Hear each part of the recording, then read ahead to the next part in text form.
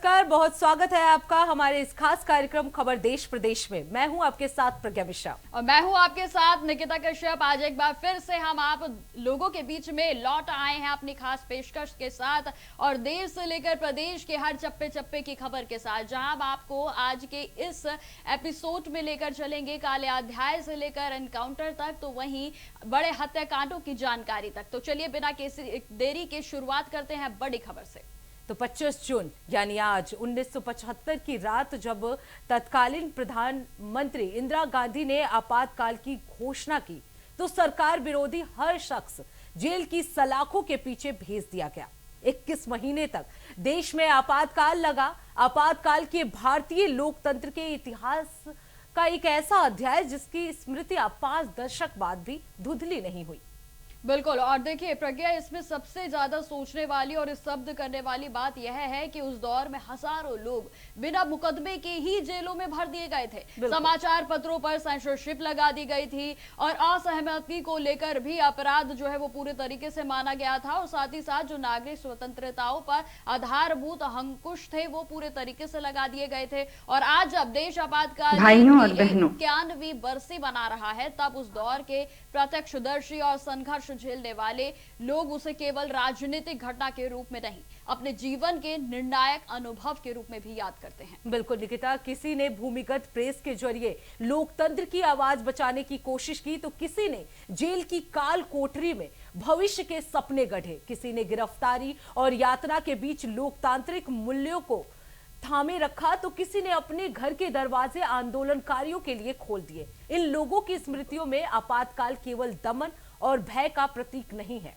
बिल्कुल। और देखो प्रज्ञा, यहाँ पर भय का प्रतीक तो नहीं है, लेकिन यह लोकतंत्र, अभिव्यक्ति की स्वतंत्रता, तो वही नागरिक के जो अधिकार हैं उनके महत्वों का जीवंत सबक भी है। जहाँ 5 दशक बीत जाने के बाद भी आज भी वो जो हमारे जख्म है वो आज भी गहरे हैं। देखो प्रज्ञा, मैं अब आपको सबसे पहले वो घोषणा सुनाती हूँ जो तत्कालीन प्रधानमंत्री इंदिरा गांधी की ओर से भाषण दिया गया था और जिसके बाद हर कोई स्तब्ध रह गया था। काल की घोषणा की है, इससे आतंकित होने का कोई कारण नहीं है। आप सभी गहरे और व्यापक षड्यंत्र से अवगत होंगे जो उस समय से रचा जा रहा है। भाइयों और बहनों, राष्ट्रपति जी ने आपातकाल की घोषणा की है, इससे आतंकित होने का कोई कारण नहीं है। आप सभी गहरे और व्यापक षड्यंत्र से अवगत होंगे जो उस समय से रचा जा रहा है।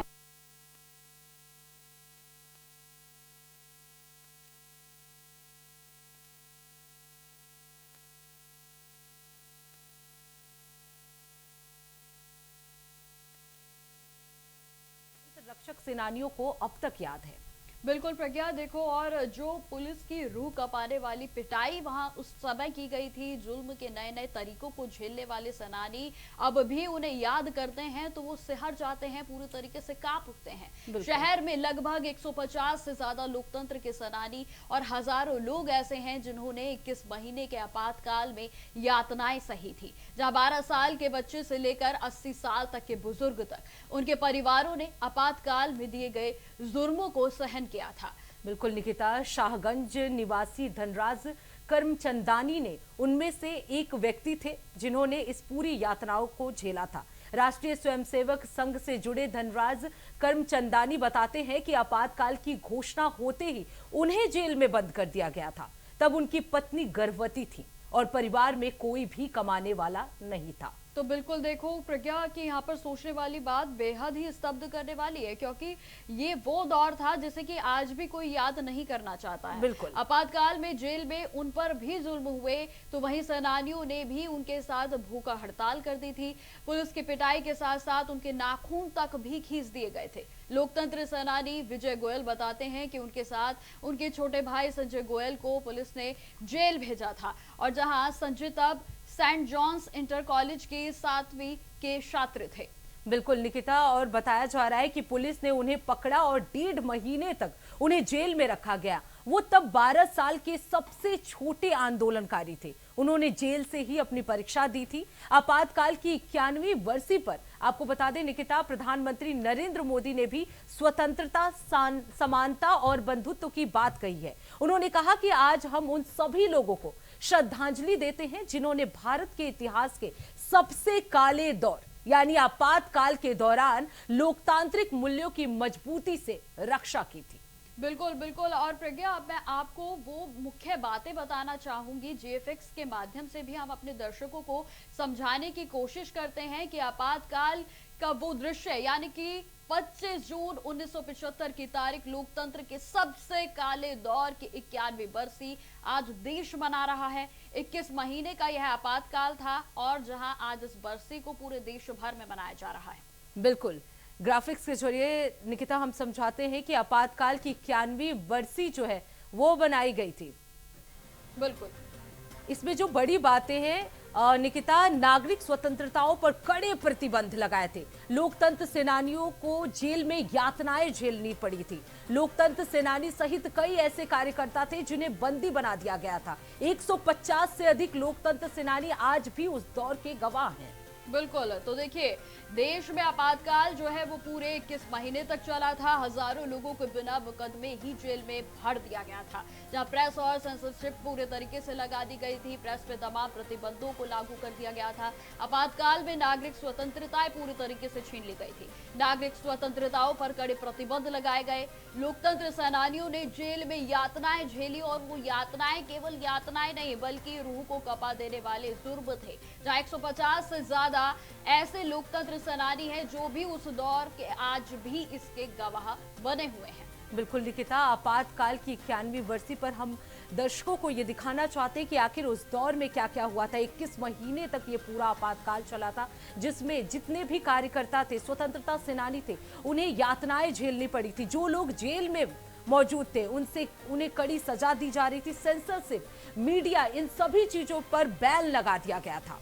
बिल्कुल। और देखो प्रज्ञा, इसीलिए इस दिन को काला अध्याय कहा जाता है। भारतवर्ष के भीतर इस काले अध्याय को हर बरसी के रूप में भी मनाया जाता है। तो वहीं आज देश भर में तमाम कार्यक्रम खासतौर पर भारतीय जनता पार्टी की ओर से किए जा रहे हैं, जहां इस बरसी को याद करने का जो मकसद है उस क्रूरता को ना भूलना। क्योंकि देखिए, कहीं ना कहीं जो क्रूरता और जो देश में रहते हुए उन लोगों ने बर्दाश्त की थी, जो कि अपने देश में ही कहीं ना कहीं जुर्मी बन गए थे, अपराधी बन गए थे, उन्हें जेलों में ठूस दिया गया था, उस क्रूर पल को याद करने के लिए इस बरसी को हर वर्ष मनाया जाता है। बिल्कुल निकिता, नागरिक स्वतंत्रताओं पर भी कड़े प्रतिबंध लगाए गए थे। बिल्कुल प्रज्ञा, तो देखिए आज जो है 91वीं बरसी पूरे देश भर में मनाई जा रही है। तमाम कार्यक्रम रहने वाले हैं। बिल्कुल। चलिए अब मैं आपको आगे लिए चलती हूँ अयोध्या की ओर, जहां राम मंदिर में चढ़ावे और दान की कथित चोरी का जो मामला है वो अब राजनीतिक और सामाजिक दोनों स्तर पर भी लगातार देखिए प्रज्ञा गर्माता जा रहा है। बिल्कुल, मामले की जांच के लिए गठित एसआईटी जो है अपनी जांच पड़ताल में जुटी हुई है, लेकिन जांच की निष्पक्षता को लेकर विपक्ष जो है निकिता लगातार सवाल कर रहे हैं। वहीं पे अगर समाजवादी पार्टी की बात की जाए तो समाजवादी पार्टी के राष्ट्रीय अध्यक्ष अखिलेश यादव ने इस पूरे प्रकरण पर तीखा हमला बोलते हुए पूछा है कि आखिर ये मामला शेयर इन थेफ्ट का है या फिर सेंध इन ट्रस्ट का है। बिल्कुल, अखिलेश यादव देखिए पूरे तरीके से हमलावर हैं।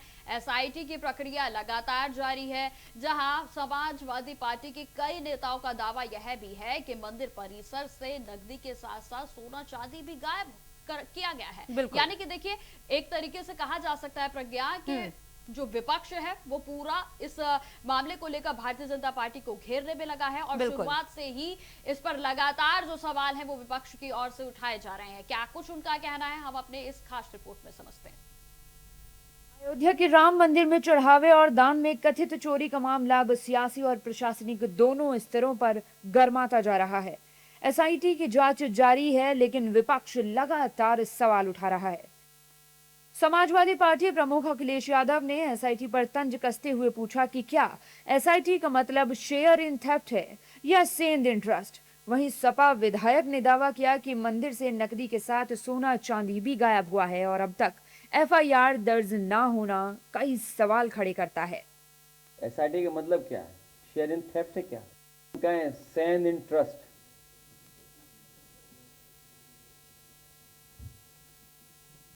शेयर इन थेफ्ट या कहें सेंध इन ट्रस्ट, ये महापाप हुआ है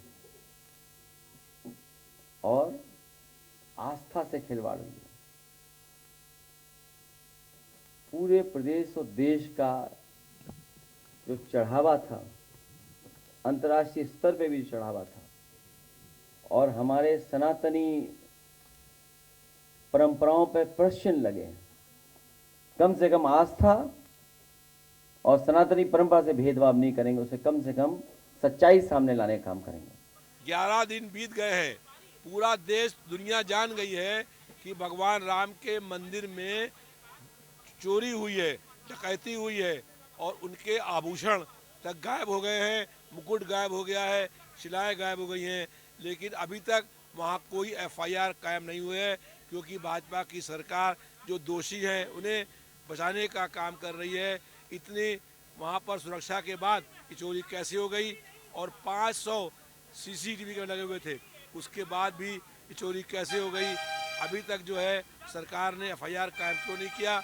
हम लोग चाहते हैं कि किसी न्यायाधीश से इसकी जांच हो, ताकि जो लोग दोषी हैं, जिम्मेदार हैं, उनके खिलाफ कड़ी से कड़ी कार्रवाई हो। अयोध्या राम जन्मभूमि मंदिर में चढ़ावे की कथित चोरी के आरोपों ने देश भर में चर्चा छेड़ दी है। मामले को लेकर विश्व हिंदू परिषद के अंतर्राष्ट्रीय अध्यक्ष और वरिष्ठ अधिवक्ता आलोक कुमार ने मांग की है कि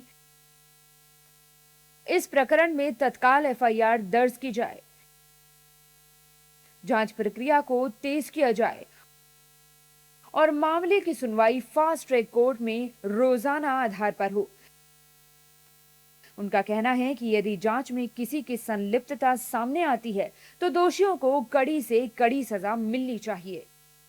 वहीं सरकार बचाव की मुद्रा में नहीं बल्कि जांच पूरी होने का इंतजार करने की बात कह रही है।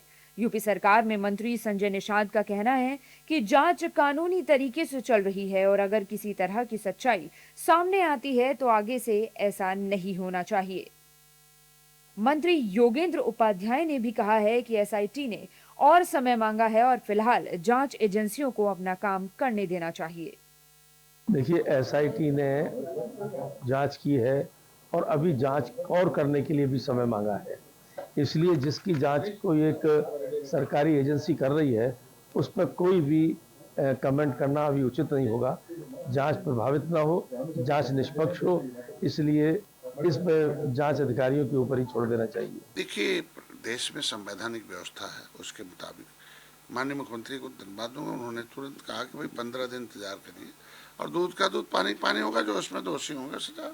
जब देश का मुखिया जिनके हाथ में पूरा कमान है, पूरा पावर है, उन्होंने कर तो धैर्य रखे हैं लोग ने। SIT की रिपोर्ट सार्वजनिक नहीं हुई है, जब तक सार्वजनिक नहीं हो तब तक कुछ पर सवाल उठाना गलत है आज के दिन में। और ठीक है, किसी भी सिस्टम में कुछ लोग दोषी होते हैं, सारे लोग दोषी नहीं होते हैं, तो सबके ऊपर सबके ईमानदारी, सबके निष्ठा और सबके कर्तव्यों पर जो है तो प्रश्न उठाना ठीक नहीं होता। बहुत ऐसे लोग अच्छे हैं और एक ही आदमी 10-10 पदों पर रहता है, तो निश्चित रूप से अगर उस पद पर है तो उस पर SIT जाएगी कहाँ। समय आने दीजिए, इंतजार करें आगे। अब सबकी निगाहें SIT की अंतिम रिपोर्ट पर टिकी हैं। सवाल सिर्फ चढ़ावे की कथित चोरी का नहीं बल्कि देश की सबसे बड़ी धार्मिक आस्थाओं में से एक से जुड़े संस्थान की पारदर्शिता और जवाबदेही का भी है। रिपोर्ट आने के बाद ही साफ होगा कि आरोप राजनीति का हिस्सा थे या वास्तव में किसी बड़े खेल का पर्दाफाश होने वाला है। वहीं इस खबर पर विस्तार से जानकारी देने के लिए हमारे साथ बसंत मिश्रा जो हैं वो जुड़ चुके हैं। बसंत, अगर बात की जाए मंदिर चढ़ावा चोरी मामले में SIT ने अपनी प्रारंभिक रिपोर्ट तो CM योगी आदित्यनाथ को सौंप दी है, लेकिन अब आगे की कार्रवाई में क्या कुछ प्रक्रिया अपनाया जा रहा है, क्या कुछ अपडेट है?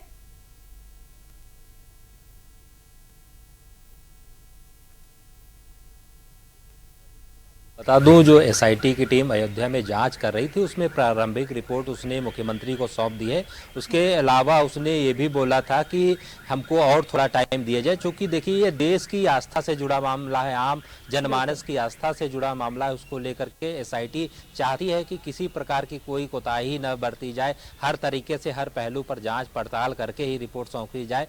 चूँकि विपक्ष की अगर बात की जाए तो लगातार विपक्ष की तरफ से चाहे समाजवादी पार्टी के मुखिया अखिलेश यादव हों, उनकी तरफ से भी लगातार सवाल उठाए जा रहे हैं कि जो एसआईटी की टीम वहां पर जांच पड़ताल कर रही थी, जो मंदिर ट्रस्ट के पदाधिकारी थे, चाहे चंपत राय हो या गोपाल राव सहित तमाम जो पदाधिकारी थे, उनके खिलाफ अभी तक एफआईआर क्यों नहीं हुई? क्योंकि जो दान चोरी हुआ है उसमें चाहे वो रामशिलाएं गायब हैं, उसमें कैश गायब है, उसमें रामचंद्र भगवान के आभूषण गायब हैं, तो कहीं ना कहीं ये बड़ा मामला है। उसको लेकर के केंद्र सरकार भी एसआईटी की टीम पर लगातार बातचीत कर रही है, नजर रखे हुई है। चूंकि ये बड़ा मामला है, पूरे देश की आस्था से जुड़ा है, तो ऐसे में एसआईटी की टीम फिर से जा करके वहां पर जांच पड़ताल कर रही है। लोग जो संस्था से जुड़े हुए थे उनको निर्देश भी दिया गया है कि आप अयोध्या नहीं छोड़ेंगे, आपको यहीं पर रहना है।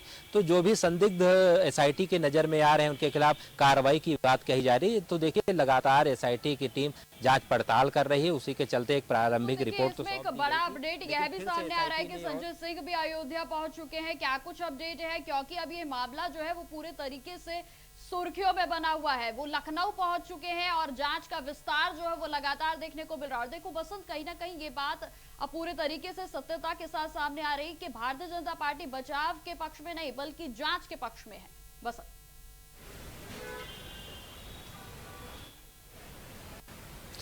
बिल्कुल निकिता, देखिए आपको बता दूं, चूंकि संजय सिंह जो आम आदमी पार्टी के राज्यसभा सांसद हैं, उनके द्वारा सवाल उठाया जा रहा था कि जो राम मंदिर में जमीन खरीदी गई वो करोड़ों रुपए की उसमें हेरा फेरी की गई है और जो जमीन कम पैसों में थी उसको बढ़ा करके लिया गया। उसी के चलते आज संजय सिंह जा करके, जो चूंकि जब एसआईटी की टीम जाँच करके आई थी, संजय प्रसाद को रिपोर्ट सौंपी थी, उसके बाद जो जाँच रिपोर्ट अधिकारी थे एसआईटी के विजय विश्वास, तो उनको लेकर के संजय सिंह लगातार रिपोर्ट सौंपने की बात कह रहे थे। आज उनसे जाकर के मिले भी हैं और जाकर के अपनी रिपोर्ट भी सौंपी है। तो कुल मिलाकर के अरविंद केजरीवाल भी अयोध्या पहुंच रहे। 2 दिन का अरविंद केजरीवाल का अयोध्या में दौरा, 2 दिन वहां रहेंगे, राम मंदिर में दर्शन करेंगे। तो कहीं ना कहीं धीरे धीरे उत्तर प्रदेश की राजनीति में जो बाहर से भी तमाम सारे जो और भी पार्टियां वो भी आकर के राम मंदिर अयोध्या पहुंच रहे हैं। तो ये बड़ा मामला, लेकिन बीजेपी चाहती है प्रतिक्रिया सामने आ रही है, हम सुना देते दर्शकों को। और ये सारे सबूत एसआईटी के समक्ष रखूंगा।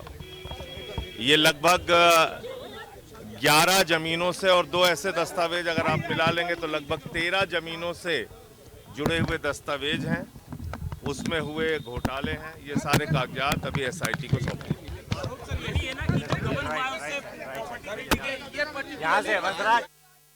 कि एसआईटी ने जिस तरीके से उन्हें बुलाया है, अब वे साक्ष्य के साथ जो है वो कानपुर, माफ कीजिए, लखनऊ पहुंच चुके हैं और इसके बाद अब जांच का विस्तार जो है वो प्रज्ञा लगातार देखने को मिल रहा है। बिल्कुल निकिता, क्योंकि संजय सिंह जो है वो लखनऊ पहुंच चुके हैं। उन्होंने अपने हाथ में वो सारे डॉक्यूमेंट्स रखे जिनमें उन्होंने बहुत सारे सवाल उठाए हैं। जांच प्रक्रिया एसआईटी को वो सौंपने वाले हैं। अब ऐसे में देखना होगा निकिता कि क्या कुछ चीजें क्लियर होती हैं इस मामले में। हमारे साथ लगातार बसंत जो है वो बने हुए हैं। बसंत, अभी हमने प्रतिक्रिया सुनी संजय सिंह की, वो एसआईटी के पास जाने से पहले कुछ डॉक्यूमेंट्स रखे हैं जो वो एसआईटी को सौंपने वाले हैं। अब क्या माना जाए, कुछ कौन से ऐसे सवाल हो सकते हैं, कौन से ऐसे मुद्दे हो सकते हैं जो संजय सिंह जो है एसआईटी को सौंप सकते हैं?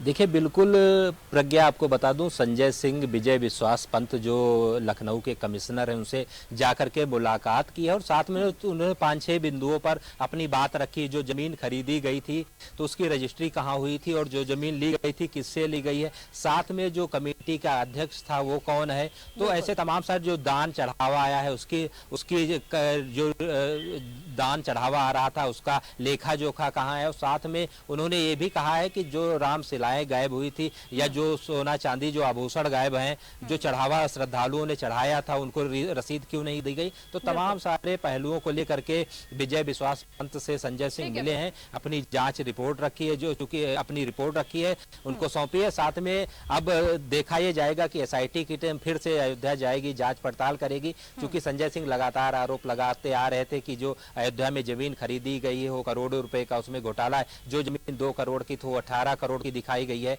तो ऐसे में बड़ा गंभीर मामला था, उसी को लेकर के संजय सिंह लगातार आरोप लगाते आ रहे थे। एसआईटी की टीम से समय मांग रहे थे। अब एसआईटी की टीम ने संजय सिंह को समय दे करके उनको बुलाया है और जो भी रिपोर्ट संजय सिंह के पास है वो बोला है कि आकर के आप एसआईटी टीम को सौंप सकते हैं। अब देखना ये होगा कि एसआईटी की टीम फिर से जांच। बहुत बहुत धन्यवाद। तो जिस तरीके से देखिए प्रज्ञा, इस समय अयोध्या का यह मामला पूरे तरीके से सुर्खियों में बना हुआ है। देश से लेकर विदेशों तक यहाँ चर्चा हो रही है। लेकिन यहाँ पर सबसे अहम पहलू प्रज्ञा यह है कि एसआईटी की ओर से जो जांच का विस्तार है वो लगातार किया जा रहा है और इसी विस्तार के चलते विस्तार जो है वो लगातार किया जा रहा है। निकिता, फिलहाल हम रुकते हैं एक छोटे से ब्रेक के लिए।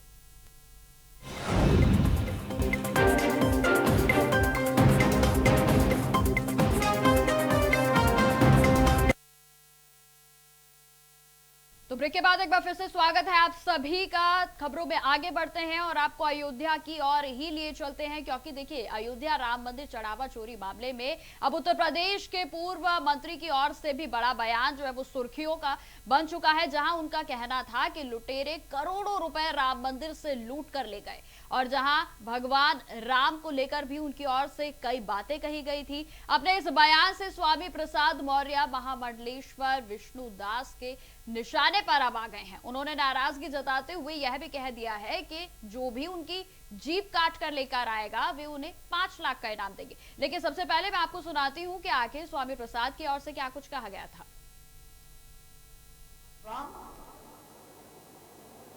उन करोड़ों रुपया लुटेरे लूट ले गए, राम के मंदिर से लूट ले गए, राम के दरबार से लूट ले गए, चांदी और सोना भी उड़ा ले गए, लेकिन वो भगवान राम उन लुटेरों को सजा नहीं दे पाया, तो आपका भला क्या कर सकता है? जो अपने मंदिर की रक्षा नहीं कर सकता वो आपकी रक्षा क्या कर सकता है? सवाल उठता। स्वामी प्रसाद मौर्य को संस्कृति सनातन धर्म के विषय में कुछ ज्ञान नहीं है और राम मंदिर में राम भक्त चढ़ावा चढ़ाते हैं तो वो चोरी हुआ है। तो स्वामी प्रसाद मौर्य कह रहा है कि जब भगवान राम के मंदिर में चोरी हो गया और भगवान राम अपने मंदिर में रक्षा नहीं कर पाए तो दूसरों का क्या भला करेंगे। ऐसे स्वामी प्रसाद मौर्य लगातार संस्कृति सनातन धर्म के खिलाफ बोलता है, ये सनातन का दुश्मन है और स्वामी प्रसाद मौर्य का जो जीभ काट के लाएगा उसको 5 लाख रुपए इनाम दिया जाएगा। इसका जीभ जब कट जाएगा तभी संस्कृति सनातन धर्म के खिलाफ नहीं बोल पाएगा। राम मंदिर राम भक्तों का मंदिर है और स्वामी प्रसाद मौर्य राम भक्त नहीं है, वो संस्कृति और सनातन का दुश्मन है, राम का दुश्मन है। बयान के बाद इस तरह की कई प्रतिक्रियाएं सामने आ रही है। साफ तौर पर जो महामंडलेश्वर हैं, जो वहां के संत लोग हैं, वो लगातार बयानबाजी करते हुए नजर आ रहे हैं। उनका साफ तौर पर कहना है कि जो भी स्वामी प्रसाद मौर्य का जीप काट कर लाएगा उसको 5 लाख का इनाम दिया जाएगा। जब से निकिता ये राम मंदिर चढ़ावे चोरी का मामला आया है तब से कई प्रतिक्रियाएं जो है वो सामने आ रही हैं। बिल्कुल प्रज्ञा, और देखिए इसमें सबसे ज्यादा सोचने वाली बात यहाँ पर यह है कि राम मंदिर में जिस तरीके से कथित घोटाले की बात सामने आई, उसके बाद जो स्वामी प्रसाद मौर्य हैं उनकी ओर से यह कहा गया कि भाई राम जी जो हैं वो उन लुटेरों को सजा नहीं दे पाए और जिसके बाद से ये मामला जो है पूरे तरीके से विवादित हो गया और जहां अब संतों में खास तौर पर इसका गुस्सा साफ तौर पर नजर आ रहा है। बिल्कुल निकिता, हमने देखा कि प्रतिक्रियाएं जो है वो सामने आ रही हैं। निकिता, इसी खबर पे ज्यादा जानकारी के लिए हमारे साथ नितिन चौधरी जो है वो जुड़ चुके हैं। नितिन, जब से राम मंदिर चढ़ावा चोरी का मामला सामने आया है, कई प्रतिक्रियाएं सामने आ रही है। ऐसे में स्वामी प्रसाद मौर्य का भी बयान सामने आया है। क्या कुछ वो बयान था जिसको लेकर संतों में नाराजगी है? देखिए प्रज्ञा, बिल्कुल लगातार जिस तरीके से राम मंदिर में चढ़ावा चोरी को लेकर लगातार जो विपक्ष पार्टी जो है हमलावर हो रही थी कि आखिरकार राम मंदिर का जो चढ़ावा वो चोरी हो गया, लेकिन उसके बाद जो मंत्री है स्वामी प्रसाद मौर्य उन्होंने बयान दिया है कि आखिरकार राम मंदिर के चढ़ावों को जो चोरी करके ले गया वो भी अपने राम मंदिर को लगातार जिस तरीके से जो है मंदिर का जो चढ़ावा था उसको लेकर तमाम पार्टियां जो है हमलावर हो रही थी। उस समय से लगातार कहा जा रहा है कि राम मंदिर के चढ़ावे की जांच की जा रही है, लेकिन उसके बाद कल जो स्वामी प्रसाद मौर्य अपने स्वादिष्ट बयानों से जो है लगातार घिरे हुए नजर आ रहे हैं। स्वादिष्ट संतों का कहना है कि जिस तरीके से जो महामंडलेश्वर ने कहा है कि 5 लाख रुपए दिए जाएंगे जो आखिरकार स्वामी प्रसाद मौर्य की जीन काट के लेके आए, क्योंकि जिस तरीके से तमाम यहाँ पर जो प्रसाद मौर्य वो लगातार अपने बयान जो है भक्तों में घिरे रहते हैं, लेकिन उसके बाद उन्होंने राम मंदिर को लेकर जो बयान दिया है वो काफी जो है लोगों को हाथ रखने वाला बयान दिया है। लेकिन उसमें कहा गया है कि जब राम मंदिर से ही चोरी हो रही थी, आखिरकार प्रभु राम अपने मंदिर की रक्षा नहीं कर सकते तो आखिरकार उसमें कौन रक्षा कर सकता है। लेकिन उसके बाद जो महामंदिर कमेटी पर साधु संत है उनमें काफी नाराजगी जाहिर की जा रही है। उसके तरफ से कहा जा रहा है कि आखिरकार विष्णुदास ने कहा है कि उनकी जो जीव काट के लेके आएगा उनको जो 5 लाख रुपए यहाँ पर जो दिए जाएंगे स्वामी प्रसाद मौर्य की जीव काट की बोली। उसके बाद भी स्वामी प्रसाद मौर्य को लगातार जो बयानबाजी है वो लगातार यही नजर आ रही है। बिल्कुल। और नितिन देखिए, यहाँ पर सबसे बड़ा सवाल यह है भी उठता हुआ नजर आ रहा है, राम मंदिर का जो विषय है वो लोगों की आस्था से जुड़ा हुआ है और इस बीच इस तरीके के बयानबाजी करना मौर्य को, माफ कीजिए, जो स्वामी प्रसाद मौर्य हैं उनको कितना भारी पड़ सकता है? देखिए निकिता, बिल्कुल लगातार जिस तरीके से राम मंदिर चढ़ावे को लेकर जो है स्वामी प्रसाद मौर्य जो है तरीके से बयान हैं, उसको देखते हुए आखिरकार उन्हें जो 2027 में कहीं ना कहीं काफी भारी, लेकिन उसके बाद भी तमाम जिस तरीके से वो बयानबाजी देते हैं तो उनकी बयानबाजी से तमाम साधु संतों पर जो नाराजगी जाहिर की है। साधु संतों ने कहा है कि ऐसे बयानबाजी दे रहे हैं जिस तरीके से उन्होंने कहा था कि जो राम मंदिर का चढ़ावा गए तो राम उनको भी नहीं देख पाए। लगातार जिस तरीके से जो बयान दिया था बिल्कुल नितिन, जिस तरीके से बयानबाजी जो है स्वामी प्रसाद मौर्य का हमेशा ही ऐसी ही रहती है जिसमें वो कंट्रोवर्शियल बयान देते। बहुत बहुत धन्यवाद नितिन चौधरी इस खबर पे विस्तार से जानकारी देने के लिए। तो निकिता, जिस तरीके से स्वामी प्रसाद मौर्य का बयान आया, संतों का भी विरोध और नाराजगी जो है उनके इस बयान के बाद देखने को मिल रहा है। बिल्कुल प्रज्ञा, लेकिन यहाँ पर समझने वाली बात यह है कि एसआईटी की ओर से लगातार जांच की जा रही है और तमाम तथ्य, तमाम साक्ष्यों को लगातार जुटाने का प्रयास करते हुए जो एसआईटी है उसका विस्तार किया जा रहा है, जहाँ जांच का विस्तार भी लगातार जारी है। बिल्कुल।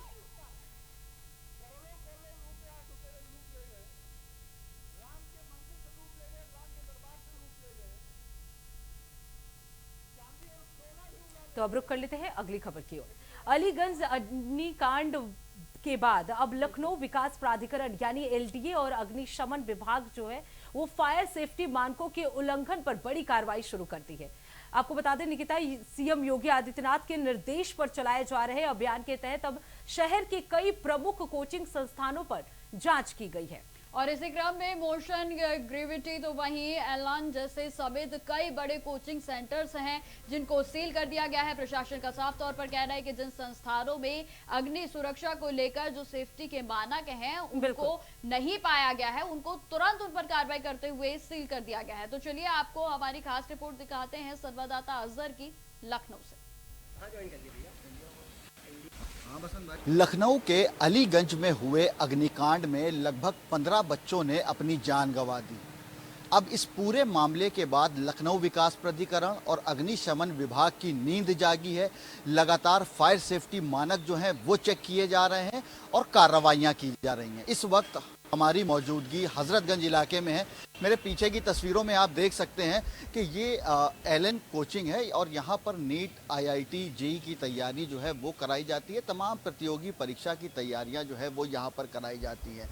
कल यहाँ पर अग्निशमन विभाग की टीम पहुंची और इसी के साथ ही लखनऊ विकास प्राधिकरण की टीम पहुंची और अग्निशमन विभाग के द्वारा फायर सेफ्टी मानक जो हैं वो चेक किए गए और विकास प्राधिकरण के द्वारा जो मानचित्र है वो मांगा गया। लेकिन फिलहाल एलन की तरफ से जो मानचित्र है, जो नक्शा है वो नहीं दिखा सके और इसके बाद बड़ी कार्रवाई हुई है और एलडीए के द्वारा इसको सील कर दिया गया है।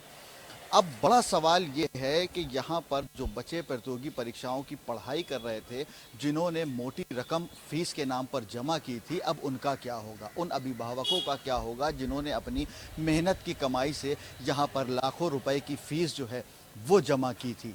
फिलहाल कोचिंग सील कर दी गई है। बच्चे अब यहाँ पर नहीं आ रहे हैं। तमाम बच्चे जो प्रतियोगी परीक्षाओं के लिए यहाँ पर एडमिशन लिया था, सैकड़ों बच्चे यहाँ पर पढ़ते थे और सालों से इस कोचिंग का संचालन हो रहा था।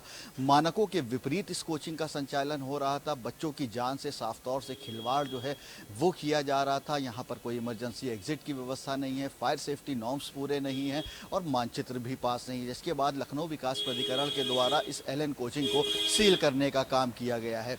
अब बड़ी बात यह है कि तमाम जो अभिभावक हैं जिन्होंने सालों की फीस जमा कर दी है, इस कोचिंग में लाखों रुपए की फीस जमा कर दी है, अब उन अभिभावकों का क्या होगा? क्या एलन कोचिंग उनकी फीस वापस लौटाएगा? और जिन बच्चों का एडमिशन हो गया था वो किस तरीके से अपनी प्रतियोगी परीक्षाओं की जो तैयारी है वो करेंगे? फिलहाल मुख्यमंत्री के आदेश के बाद प्रदेश भर में विशेष टीम गठित की गई है। अग्निशमन विभाग के द्वारा, विकास प्राधिकरण के द्वारा लगातार फायर सेफ्टी नॉर्म्स चेक किए जा रहे हैं और कार्रवाइयां जो हैं वो की जा रही हैं। इसके साथ ही विकास प्राधिकरण के द्वारा मानचित्र जो है वो बिल्डिंगों का चेक किया जा रहा है कि मानकों के साथ ही मानचित्र जो है वो पास है या नहीं पास है, या फिर कई जगह ऐसे, जैसे अलीगंज में मामला सामने आया जहां पर रेसिडेंशियल जो मानचित्र है वो पास था और वहां पर जो व्यावसायिक बिल्डिंग है वो चल रही थी, और जिसके बाद ये बड़ी घटना हुई। 15 बच्चों ने अपनी जान गंवा दी। फिलहाल अब इसको लेकर उत्तर प्रदेश सरकार पूरी तरीके से अलर्ट है। अधिकारियों को निर्देश दिए गए हैं फायर सेफ्टी नॉर्म्स की जांच की जाए और कड़ी कार्रवाई की जाए। कैमरा पर्सन हरीश के साथ अजहर खान, इंडिया वॉइस, लखनऊ। तो लखनऊ कांड के बाद, अग्निकांड के बाद से ही अब लगातार जो प्रशासन है वो हरकत में नजर आ रहा है। और जिस तरीके से देखिए सीलिंग की बात की जाए तो लगातार इस अभियान को पूरे उत्तर प्रदेश भर में तेज कर दिया गया है। बिल्कुल निकिता, अब रुक कर लेते हैं अगली खबर की ओर। जमीयत उलेमा ए हिंद के राष्ट्रीय अध्यक्ष मौलाना सैयद अरशद मदनी एक बार फिर अपने बयान को लेकर चर्चा में हैं। उत्तराखंड के हरिद्वार जिले स्थित कलियन में आयोजित राज्यकारिणी समिति की बैठक को उन्होंने संबोधित किया, जिसमें उन्होंने कहा कि स्वतंत्रता संग्राम, मुसलमानों की भूमिका और वर्तमान राजनीतिक परिस्थितियों पर कई महत्वपूर्ण उन्होंने टिप्पणी की और उसे लेकर अब विवाद खड़ा हो गया है। इस पे देखिए हमारी ये खास रिपोर्ट।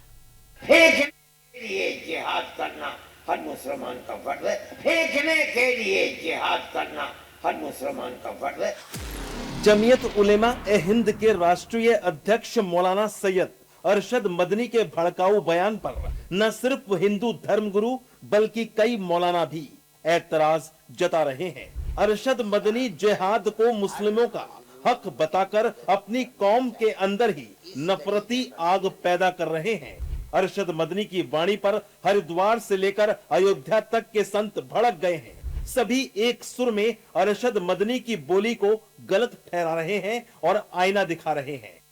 उन्होंने मुल्क की आजादी के लिए जिहाद का 1803 के अंदर दिया कि हमारा मुल्क गुलाम हो गया और इसको आजाद कराने के लिए गुलामी की जंजीर को गले से उतारकर फेंकने के लिए जिहाद करना हर मुसलमान का फर्ज है। ये मदरसे से निकली हुई तहरीक है। जो नहीं जानता वो जाहिल है। या भारत देश एक सांस्कृतिक देश है, इस देश में रहना है तो वंदे मातरम कहना होगा, जय श्री राम कहना होगा, और बगावत करोगे, जिहाद करोगे तो मिट्टी में मिल जाओगे, मिट्टी में मिला दिए जाओगे। सनातनी अब तत्पर तैयार बैठा हुआ है तेरे जैसे जो है जल्लादों को मिट्टी में मिलाने के लिए। जय श्री राम। मौलाना अरशद मदनी पर हिंदू धर्मगुरु लाल हो रहे हैं, सिखा रहे हैं कि मजहब ने कभी आपस में बैर रखना नहीं सिखाया। साथ ही सलाह भी दे रहे हैं कि मदनी समाज को जोड़ने का काम करें, तोड़ने का नहीं। एक संदेश देना चाहते हैं कि तुम छोड़ दो ये सब करना, शांति फैलाना, जिहाद फैलाना, अन्यथा तुम्हारे लिए बहुत बुरा होगा। जिस दिन हिंदू संगठित होकर के मैदान में आ गया उस दिन मदनी तुम क्या, तुम्हारा बाप भी, तुम्हारा खानदान भी, तुम्हारा 7 पीढ़ी जिहाद के शब्द से घबराएगा और नाम लेने से कतराएगा। इनसे सद्भावना की उम्मीद करना ही व्यर्थ है। ऐसे लोगों को, इनकी ऐसी संस्कृति को, ऐसे पठन पाठन को पूर्ण तरीके से भारतवर्ष में प्रतिबंधित करना चाहिए और सरकार को भी इसमें विशेष रूप से एक्शन लेना चाहिए। वहीं मुस्लिम धर्म गुरुओं ने भी मदनी के खिलाफ मोर्चा खोल दिया है। मौलानाओं का दो टूक कहना है कि मदनी की बात इस्लाम के खिलाफ है। ये बात बिल्कुल इस्लाम के खिलाफ है, क्योंकि इस्लाम में जो अहमियत दी गई है वो तक़वे की अहमियत है। यानी जो अल्लाह से सबसे ज्यादा डरता है उसकी इज्जत और उसकी बात की अहमियत ज्यादा है। जहां तक सवाल मौलाना अरशद मदनी साहब का है या all India Muslim personal law board का है, ये एक सियासी बयान और सियासी लोगों से मुतासिर होकर कब बयानबाजी सामने आती है, असल मुद्दों से या कमजोर तबकात या पसमानदा तबकात के मसाइल के हल से इन लोगों का कोई ताल्लुक नहीं है। जमीयत की कार्यकारिणी मीटिंग को संबोधित करते हुए कहा कि हर मुसलमान को जिहाद करना चाहिए। उन्होंने इस बात को नहीं बताया और न वाज़ेह किया कि किस कंडीशन में और कैसे करना चाहिए और क्या भारत में जिहाद की ज़रूरत है, इस बात को उनको स्पष्ट करना चाहिए। और मैं आपको बताऊं कि आला हज़रत ने अपनी किताब में लिखा है कि भारत में जिहाद की कोई ज़रूरत नहीं है, इसलिए कि भारत अमन और सलामती वाला देश है। यहाँ इत्मीनान और सुकून के साथ मजहबी रस्म व रिवाज और इस्लाम के अरकान की अदायगी होती है। जिहाद जो है इस लफ्ज़ को यूज़ किया जाता है, लेकिन जिहाद के लिए कुछ शर्तें होती हैं और वो शर्तें जिहाद वाली आज इस ज़माने में नहीं लागू होती हैं, क्योंकि कौन कहेगा सही है गलत है। लिहाजा जिहाद के लिए शर्त यह है कि जब मासूम नबी या मासूम इमाम आपको परमिशन दे तब लागू होगी, और इस ज़माने में न कोई मासूम नबी मौजूद है, मासूम इमाम हैं लेकिन वो पर्दे गैब में हैं। लिहाजा हमारे पास परमिशन नहीं है कि हम किसी को जिहाद का ऑर्डर दे सकें या जिहाद के लिए कह सकें। जमीयत उलेमा ए हिंद के राष्ट्रीय अध्यक्ष अरशद मदनी को हिंदू धर्मगुरु ही नहीं बल्कि मुस्लिम धर्मगुरु भी आईना दिखा रहे हैं। वैसे भारत में जिहाद की नहीं बल्कि सलीके से रहने की जरूरत है, क्योंकि देश का सपना विकसित भारत बनने का है, ना कि देश को पीछे ले जाने का। अब देखना होगा कि अरशद मदनी अपने बयान पर माफी मांगते हैं या अड़े रहते हैं। तो कहीं ना कहीं प्रज्ञा मदनी का ये बयान जो है अब उन्हीं पर भारी पड़ता हुआ नजर आ रहा है। चलिए अब आगे बढ़ते हैं। दो अलग अलग शहर, दो अलग अलग परिवार, लेकिन आरोपियों की कहानी को हैरान करने वाली तरह से एक जैसे ही तरीके से दिखाया गया है। जी हाँ, पुणे के केतन अग्रवाल हत्याकांड और इंदौर के चर्चित राजा रघुवंशी हत्याकांड के बीच कई ऐसे समान पहलू सामने आ रहे हैं जिन्होंने पूरे देश का ध्यान अपनी ओर खींच लिया है। बिल्कुल निकिता, पुणे में केतन अग्रवाल की मौत के मामले में आरोप है कि उनकी मंगेतर ने अपने प्रेमी के साथ मिलकर एक सुनियोजित साजिश रची। जांच एजेंसियों के मुताबिक ट्रैकिंग के दौरान केतन को खाई में धक्का देकर मारने की पूरी योजना बनाई गई थी। हालांकि मामले की जांच अभी भी जारी है और पुलिस जो है वो सभी तथ्यों को खंगाल रही है। उधर इंदौर के राजा रघुवंशी हत्याकांड में भी आरोपों का केंद्र प्रेम संबंध और साजिश का एंगल ही रहा था। तो कहीं ना कहीं पूरे तरीके से जो प्रज्ञा ये दोनों केसेस हैं इनमें सिमिलैरिटी जो है वो लोग देख रहे हैं और यही कारण है कि अपनी और ये जो केसेस हैं अपना ध्यान केंद्रित करवा रहे हैं। चलिए आपको दिखाते हैं हमारी इस खबर पर ये खास रिपोर्ट। पुणे में केतन अग्रवाल की हत्या के मामले ने एक बार फिर मध्य प्रदेश के इंदौर के चर्चित राजा रघुवंशी हत्याकांड को सुर्खियों में ला दिया है। केतन अग्रवाल की कथित तौर पर उनकी मंगेतर सिया गोयल द्वारा अपने प्रेमी के साथ मिलकर की गई हत्या के आरोप सामने आने के बाद दोनों मामलों की तुलना शुरू हो गई है। मीडिया रिपोर्ट्स के मुताबिक ये दावा किया जा रहा है कि केतन अग्रवाल को योजनाबद्ध तरीके से खाई में ले जाकर धक्का देकर मौत के घाट उतारा गया। इसी बीच ये मामला सामने आते ही लोग राजा रघुवंशी हत्याकांड से इसकी समानता तलाशने लगे। इस पूरे घटनाक्रम पर राजा रघुवंशी के भाई सचिन रघुवंशी और विपिन रघुवंशी का कहना है कि जिस तरह से सोनम रघुवंशी को जमानत मिली उसके बाद समाज में गलत संदेश जाने की आशंका बढ़ती है। ये पूरी हिम्मत इसमें आई है सिया में, जो सोनम छोटी है ना, सोनम बाद सिया में इतनी हिम्मत आएगी कि मैं भी छूट जाऊँगी कल से, और अब उसको उसका प्यार चाहिए था। आज उसको ये मतलब नहीं था कि इसका किसी का बेटा था, किसी का भाई था, आज उसके परिवार में एक ही लड़का था, रोता हो नहीं, आज चलेगा उनकी वहाँ पर क्या बीत होगी, नहीं करनी होती शादी मना कर देती, लेकिन किसी परिवार को तोड़ रही हो। ये पूरी हिम्मत उसमें आई है सोनम की वजह से। सोनम छूट गई थी ना, उसको लगा वो बड़ी बात नहीं, मैं भी छूट जाऊंगी, वो धक्का देकर वो प्लानिंग करके, तो उसने वही सोच समझ के ही ये काम करा गया। तो सोनम छूटने का भी उस लड़की को डर रहता, उसको मारती नहीं, तो मना कर देती। देखिए हमें तो आज 1 साल से ऊपर हो चुका है और हम लोग ये चीज़ से लड़ ही रहे थे। और आज देखिए पूना में जो हत्या हुई है, वो लोग भी, वो परिवार भी कितना ने देख रहा होगा, क्योंकि उनका तो एक लौता लड़का था जिसकी हत्या करी गई है। आज एक बॉयफ्रेंड के चक्कर में लड़कियाँ मार रही है, तो उनको शादियाँ नहीं करनी होती तो उनको तुरंत छोड़ देना चाहिए ना। लड़कों को मारने से क्या मिल रहा है लोगों को?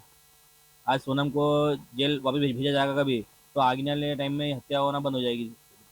वो कभी इनको आज जैसे खुला में घूमेगी लड़कियाँ जैसे कभी है, तो फिर आगे हत्या होती रहेगी। इसे तो राजा रघुवंशी और केतन अग्रवाल के मामलों की सबसे बड़ी समानता ये है कि दोनों युवकों की मौत उस समय हुई जब वे अपने वैवाहिक जीवन की शुरुआत या तैयारी में थे। दोनों मामलों में परिवारों ने रिश्ते को मंजूरी दी थी। जांच एजेंसियों के अनुसार दोनों महिलाओं के जीवन में पहले से कोई और व्यक्ति मौजूद था। राजा रघुवंशी और सोनम की 11 मई 2025 को शादी हुई। 9 दिन बाद दोनों हनीमून के लिए मेघालय गए। 2 जून 2025 को एक गहरी खाई में राजा का शव मिला। सोनम का राज कुशवाहा नामक युवक से प्रेम संबंध सामने आया। केतन अग्रवाल की कहानी भी कुछ ऐसी ही बताई जा रही है। केतन की सगाई सिया गोयल से हुई और नवंबर 2026 में उदयपुर में भव्य शादी की तैयारी चल रही थी, लेकिन 18 जून को लोहागढ़ किले पर ट्रैकिंग के दौरान केतन की मौत हो गई। सिया पहले से ही चेतन चौधरी के साथ रिश्ते में थी। सिया ने लोहागढ़ किले को साजिश के लिए चुना। फिलहाल दोनों मामलों में पुलिस जांच और कानूनी कार्रवाई जारी है। ऐसे में विशेषज्ञों का मानना है कि बिना ठोस सबूत और न्यायिक निष्कर्ष के किसी भी घटना की तुलना करना जल्दबाजी हो सकती है। वहीं इन घटनाओं ने एक बार फिर रिश्ते में बढ़ते तनाव और अपराध के बदलते पैटर्न पर गंभीर सवाल खड़े कर दिए हैं। चलिए अगली खबर की ओर बढ़ते हैं, जो कि महाराष्ट्र के मुंबई से सामने आ रही है, जहां लोकल ट्रेन में दरवाजा बंद करने को लेकर विवाद एक युवक की हत्या में बदल गया। बिल्कुल, सोमवार देर रात चर्च गेट नाला Sopara fast local first class डिब्बे में अंधेरी और बोरीवली स्टेशन के बीच ये पूरी वारदात हुई। वही जानकारी के अनुसार निकिता, माना जा रहा है कि भारी बारिश के दौरान ट्रेन का दरवाजा बंद रखने को यात्रियों के बीच कहासुनी हो गई और विवाद इतना बढ़ गया कि 20 वर्षीय मयंक रमेश लोहार पर चाकू से हमला कर दिया गया। देखिए इस पर हमारी ये खास रिपोर्ट। लोकल ट्रेन में सोमवार देर रात एक मामूली विवाद खौफनाक वारदात में बदल गया।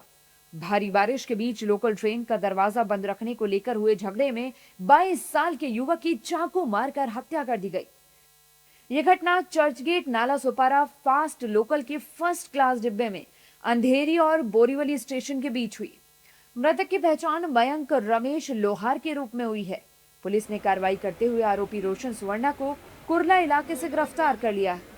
नहीं, इस घटना की सभी पूरी इन्फॉर्मेशन तो मेरे पास अभी फ़िलहाल नहीं है, लेकिन प्राइमरी फेस जो भी दिख रहा है उसमें जिसने भी अटैक किया है उसको जो अरेस्ट किया गया है उसके ऊपर अकॉर्डिंग टू रूल्स उनके ऊपर कार्रवाई की जाएगी। पर सर कहीं ना कहीं जो बाकी और कम्युनिटीज हैं उनमें कहीं ना कहीं दहशत का माहौल होता है, क्योंकि मुंबई लाइफलाइन है लोकल ट्रेन। देखिए, एक इंसिडेंट से हम पूरी मुंबई लोकल को हम बदनाम नहीं कर सकते या फिर पूरी मुंबई लोकल पे सवाल उठाना गलत होगा। एक व्यक्ति ने जो गलती की है उन्होंने ये जो करने की कोशिश की है, बिल्कुल वहाँ पे जनरलाइज करना गलत होगा। इस मामले पर सपा विधायक अबू आजमी ने भी प्रतिक्रिया दी है। ये दिखा रहे हैं इस सरकार में लॉ एंड ऑर्डर की सिचुएशन बहुत ही खराब है। रोजाना मेरे एरिया में 6 महीने में 6 मर्डर हुआ है। नशा बढ़ता जा रहा है। अभी परली में 2 लोगों ने मिल के एक मुस्लिम का मर्डर किया और उसके बाद ये कहा कि मुझे गर्व है कि मैंने मुसलमान को मारा और मस्जिद पे भी बम मारूंगा। ये वायरल हुई पूरी बात। क्या कर रही सरकार?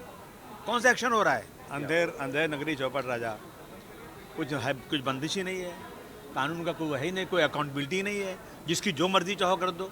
अगर सरकार सख्त हो जाए, अभी एक मामला हुआ यूएई के अंदर, 2 ग्रुप में झगड़ा हुआ, 2 दिन के अंदर जिसने मारामारी किया था उसको दोषी ठहरा के जेल भेज दिया, 5000 दरहम जुर्माना, 1 महीना जेल, उसके बाद डिपोर्ट। कानून हो गया 3 में। यहाँ तो 10 साल तक लड़ो, गवाह को तोड़ दो, फैसला होगा 20 साल के बाद। गिरफ्तार आरोपी रोशन सुवर्णा की उम्र 30 साल बताई जा रही है। वो मुंबई एयरपोर्ट के कार्गो सेक्शन में काम करता है। फिलहाल पुलिस उससे मामले को लेकर पूछताछ कर रही है। मृतक विरार निवासी मयंक अंधेरी में सेल्समैन था और रोजाना लोकल ट्रेन से सफर करता था। तो महाराष्ट्र से यह जो हमने तस्वीरें देखी, बेहद ही डरावनी तस्वीरें थी। अब आपको लिए चलते हैं अगली खबर की ओर, जहां एक पल में सब कुछ ही बदल गया।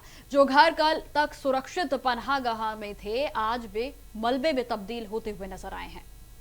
वेनेजुएला में धरती ने एक ऐसा कहर बरपाया कि लोगों की चीखें और डर सड़कों पर दिखाई देने लगे। बुधवार शाम आए 2 जबरदस्त भूकंपों ने पूरे देश को हिला दिया। निकिता, पहला जो झटका था वो 7.2 तीव्रता का था और उसके बाद आए 7.5 तीव्रता के भूकंप ने तबाही का मंजर और भी भयावह बना दिया। बिल्कुल, और जहां राजधानी काराकास समेत कई इलाकों में इमारतें हिल गई हैं, कई जगह नुकसान पूरे तरीके से देखने को मिल रहा है। सड़कों पर धूल के बादल छा गए हैं। लोग घबराकर अपने घरों के बाहर जो है वो नहीं निकल रहे हैं। तो वहीं आंखों में डर था, तो वहीं सपनों की जो सलामती है, वो अपनों की सलामती के लिए लगातार जो आंखें हैं वो इस समय नम नजर आ रही हैं। बिल्कुल निकिता, भूकंप का जो केंद्र था वो काराकास से करीब 168 किलोमीटर दूर मोरेन शहर के पास बताया जा रहा है, लेकिन प्रशासन के मुताबिक कई लोग इस मामले में पूरे घायल हुए हैं। राहत बचाव अभियान जो है वो लगातार जारी है। निकिता, इसी पर दिखाते हैं हम एक खास रिपोर्ट। लैटिन अमेरिकी देश वेनेजुएला में गुरुवार को लगातार 2 शक्तिशाली भूकंप आने से भारी तबाही मच गई। अधिकारियों और निगरानी एजेंसियों के अनुसार इन भूकंपों से राजधानी कराकास समेत कई क्षेत्रों में इमारतें ढह गईं और बहुत ज्यादा नुकसान हुआ। बताया जा रहा है कि ये पिछले 100 सालों में वेनेजुएला में आया सबसे शक्तिशाली भूकंप है। अमेरिकी भूवैज्ञानिक सर्वेक्षण के मुताबिक पहला भूकंप 7.1 तीव्रता का था। ये भूकंप जमीन से केवल 13 किलोमीटर की उथली गहराई पर आया, जिसके कारण इसका असर बड़े क्षेत्र में महसूस किया गया। और फिर कुछ ही सेकंड बाद 7.5 तीव्रता का दूसरा भूकंप आया। दोनों भूकंप राजधानी कराकास से करीब 290 किलोमीटर पश्चिम में आए। कराकास समेत कई शहरों में इमारतें क्षतिग्रस्त हुई हैं। हैरानी की बात यह है कि इस भूकंप में 10,000 से अधिक लोगों की मौत होने की आशंका है। भूकंप के बाद प्रभावित इलाकों में राहत और बचाव अभियान तेज कर दिया गया है। आपदा प्रभावित क्षेत्रों में फंसे लोगों को निकालने और घायलों को अस्पताल पहुंचाने का काम जारी है, जबकि प्रशासन नुकसान का आकलन करने में जुटा है। बता दें कि कार्यवाहक राष्ट्रपति डेल्सी रॉड्रिग्स ने राष्ट्रीय आपातकाल घोषित कर दिया है। वेनेजुएला में आए इस भूकंप और मची तबाही को लेकर प्रधानमंत्री नरेंद्र मोदी ने दुख व्यक्त किया। पीएम मोदी ने एक्स हैंडल पर पोस्ट कर लिखा, वेनेजुएला में आए भीषण भूकंपों से हुई तबाही से अत्यंत दुखी हूँ। भारत की जनता की ओर से मैं वेनेजुएला की सरकार और वहां के लोगों के प्रति अपनी हार्दिक संवेदनाएं व्यक्त करता हूं, विशेष रूप से उन परिवारों के प्रति जिन्होंने अपने प्रियजनों को खो दिया। हम घायलों के शीघ्र स्वस्थ होने की प्रार्थना करते हैं और इस कठिन समय में प्रभावित सभी लोगों के साथ एकजुटता से खड़े हैं। भारत हर संभव सहायता प्रदान करने के लिए तैयार है। वेनेजुएला में एक के बाद एक लगातार 2 बड़े भूकंप आए। भूकंप का पहला झटका 7.2 तीव्रता का था और उसके ठीक 39 से 40 सेकंड बाद 7.5 तीव्रता का दूसरा भूकंप का झटका महसूस किया गया। इस भूकंप से राजधानी कराकस में कई बहुमंजिला इमारतें ताश के पत्तों की तरह ढह गईं। हैरानी की बात यह है कि भूकंप के इन दोनों झटकों में 10,000 से अधिक लोगों की मौत होने की आशंका है। भूकंप का केंद्र सतह से सिर्फ 10 से 22 किलोमीटर नीचे था। बताया यह भी जा रहा है कि यह भूकंप 100 साल का सबसे ताकतवर भूकंप है। वहीं सुनामी की चेतावनी के बाद अलर्ट भी जारी कर दिया गया है। वेनेजुएला में आए ये भूकंप एक सदी से भी ज्यादा वक्त में वेनेजुएला में आए सबसे शक्तिशाली भूकंपों में से थे। राजधानी कराकस में लोग हिलती हुई इमारतों से बाहर निकल आए। कई लोग ये देखकर हैरान रह गए कि पूरी की पूरी दीवारें ही गिर गई थी और सड़क से ही घर का फर्नीचर दिखाई दे रहा था। राजधानी के 2 इलाकों में धूल के गुबार भी उड़ते देखे गए, जहां आमतौर पर रेस्टोरेंट और अन्य कारोबारों में काफी चहल पहल रहती है। भूकंप के बाद अफरा तफरी का माहौल रहा। लोग इधर उधर भागते हुए नजर आए। वहीं रोड पर खड़ी कुछ कारें भी पलट गईं। फिलहाल राहत और बचाव कार्य जारी है। अब निकिता बात कर लेते हैं फीफा वर्ल्ड कप की। जी हां, फीफा वर्ल्ड कप 2026 के ग्रुप एल मुकाबले में क्रोएशिया ने पनामा को 1-0 से हराकर महत्वपूर्ण जीत दर्ज की है। देखिए इस पर हमारी एक खास रिपोर्ट।